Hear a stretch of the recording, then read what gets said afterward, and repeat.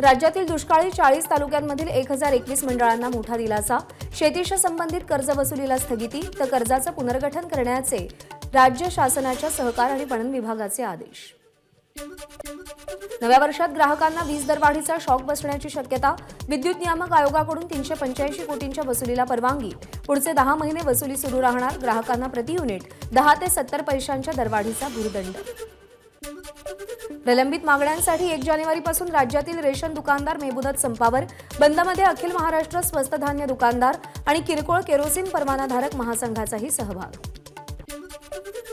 आंतरराष्ट्रीय महिला दिनाच्या पार्श्वभूमीवर 1 ते 8 मार्च दरम्यान एमटीडीसीच्या रिसॉर्टमध्ये महिलांना 50% सवलत। एमटीडीसीच्या आई उपक्रमांतर्गत ही सवलत जाहीर। छत्रपती संभाजीनगरच्या वाळूंज औद्योगिक परिसरातील हँडग्लोव्ज बनवणाऱ्या सनशाईन एंटरप्राइजेस कंपनीला आग। आगीमध्ये 6 कामगारांचा गुदमरून मृत्यू। आगीवर नियंत्रण। कंपनीमध्ये लागलेल्या आगीतून 4 कामगारांनी स्वतःचा जीव वाचवला। कंपनीतून बाहेर पडण्याच्या ठिकाणीच आग लागल्यानं बाहेर येणं शक्य नव्हतं, मात्र पत्रे तोडून कामगार बाहेर पडले। कंपनीमध्ये लागलेल्या आगीची चौकशी करणार तर चौकशीनंतर समजेल चूक कुणाची होती। छत्रपती संभाजीनगरच्या पोलिसांची माहिती। वाळूजमधील आगीची पालकमंत्री संदीपान भुमरेंकडून पाहणी तर आग विझवण्यासाठी यंत्रणा कार्यान्वित आहे का, फायर ऑडिट केलंय का, याबाबत भुमरेंकडून चौकशीचे आदेश। नंदुरबारमधील ग्रामीण भागात घराघरापर्यंत नळाचं पाणी पोहोचवण्यासाठी सुरू केलेली जलजीवन मिशन योजना 1.5 वर्षांपासून रखडली। पिण्याच्या पाण्यासाठी आदिवासी महिलांची 1.5 ते 2 किलोमीटर डोक्यावर हंडा ठेवून पायपीट। नवीन वर्षाच्या स्वागतासाठी शिर्डीनगरी सज्ज। साई समाधी मंदिरात फुलांची आकर्षक सजावट। सलग आलेल्या सुट्ट्यांमुळे शिर्डीमध्ये मोठी गर्दी। भाविकांचा उत्साह आणि गर्दी बघता साई मंदिर 24 तास खुलं राहणार। साईंची दिनदर्शिका आणि डायरी घेण्यासाठी शिर्डीमध्ये भाविकांची गर्दी। साईबाबा संस्थान दरवर्षी साईबाबांची प्रतिमा असलेलं कॅलेंडर आणि डायरीचं प्रकाशन करतं।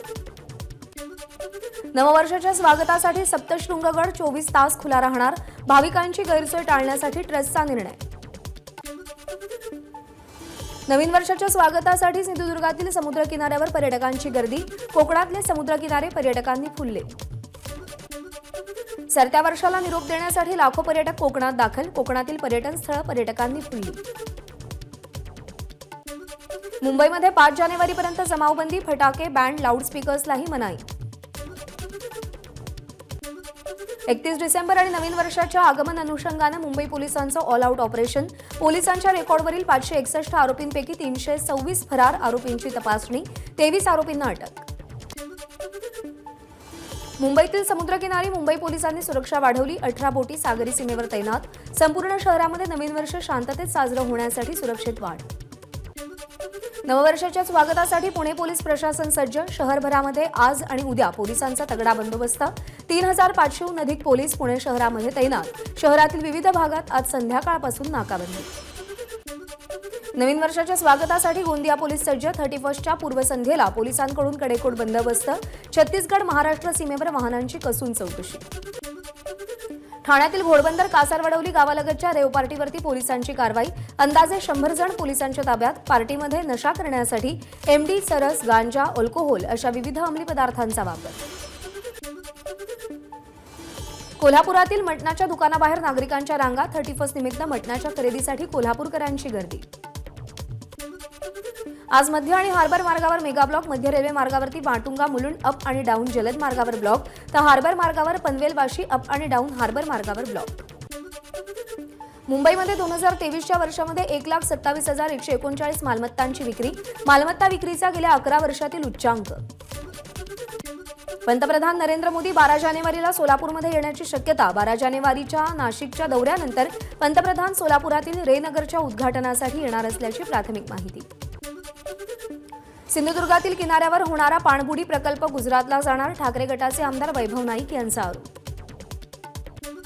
प्रकाश आंबेडकर पुण्यातील मोदीबाग सोसायटीमध्ये आल्यानं शरद पवार आणि प्रकाश आंबेडकरांच्या भेटीच्या चर्चांना उधाण। मात्र या सोसायटीत राहणाऱ्या आपल्या बहिणीला भेटण्यासाठी आल्याचं प्रकाश आंबेडकरांचं स्पष्टीकरण।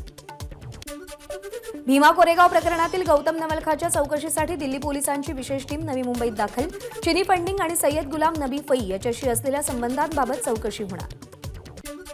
शिवसेना दिवा शहर आणि धर्मवीर मित्रमंडळ यांच्या वतीनं आयोजित दिवा महोत्सवाचं यंदा 15वं वर्ष. मुख्यमंत्री एकनाथ शिंदे दिवा महोत्सवाला भेट देणार. शालेय शिक्षण मंत्री दीपक केसरकर यांचा दिवा रेल्वे स्थानकावरून मुंबईकडे लोकलनं प्रवास. दिवा महोत्सवाला केसरकरांची उपस्थिती. वर्धा जिल्ह्यातील देवळी तालुक्यात ठाकरे गटाच्या काही पदाधिकाऱ्यांचे सामूहिक राजीनामे. नवनियुक्त संपर्क प्रमुख निलेश धुमाळ यांच्या कार्यपद्धतीवर नाराजी व्यक्त करत राजीनामे दिल्याची माहिती. अमरावतीमधील पोटे महाविद्यालयात टेकलॉन महोत्सवाला सुरुवात. महोत्सवामध्ये संत गजानन महाराज दिंडी सोहळ्याचं आयोजन. दिंडीमध्ये हजारो तरुणांचा सहभाग.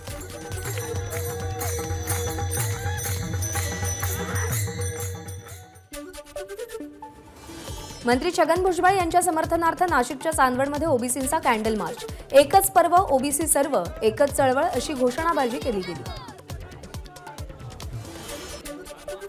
नंदुरबारमधील सारंगखेडा घोडे बाजारात विक्रमी उलाढाल. घोडे बाजारानं 2 कोटींचा टप्पा पार केला.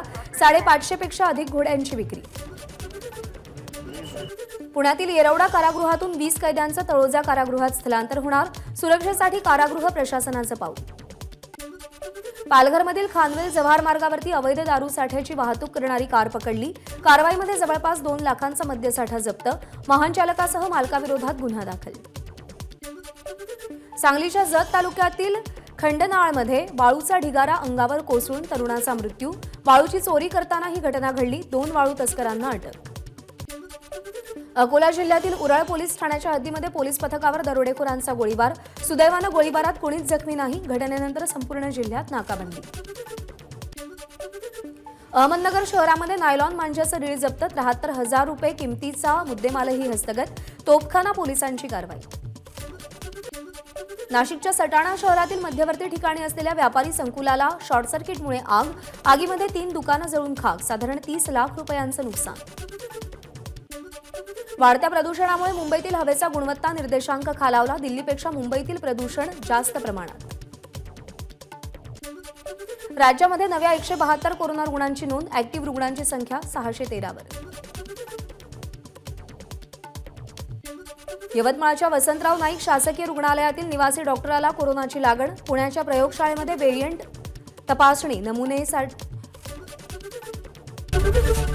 एबीपी माझा, उघडा डोळे बघा नीट.